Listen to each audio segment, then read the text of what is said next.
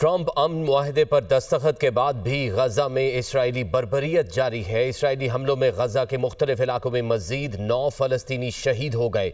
खान यूनिस में Israeli drone हमले में मुतअद्दिद अफराद जख्मी हुए। अरब मीडिया के मुताबिक गजा शहर के शुजाइया इलाके में इसराइली फोर्सेज ने 5 फलस्तीनियों को शहीद कर दिया। गजा की पट्टी में तबाहाल इमारतों का मलबा उठाने का काम जारी है। मलबे तले से मजीद 250 फलस्तीनी शोहदा की लाशें निकाल ली गईं।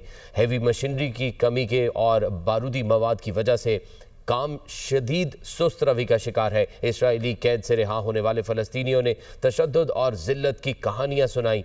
एक साबिक कैदी ने ऑफर जेल को ज़िबा खाना करार दिया। रेड क्रॉस को इसराइल की जानिब से 45 फ़लस्तीनी कैदियों की लाशें वसूल। इसराइल से तकरीबन 2000 फ़लस्तीनी कैदी रिहा हुए। 154 को मिस्र भेज दिया गया। इसराइल के गजा पर हमलों में 67,869 फ़लस्तीनी शहीद, 1,70,105 अफराद जख्मी हो चुके हैं।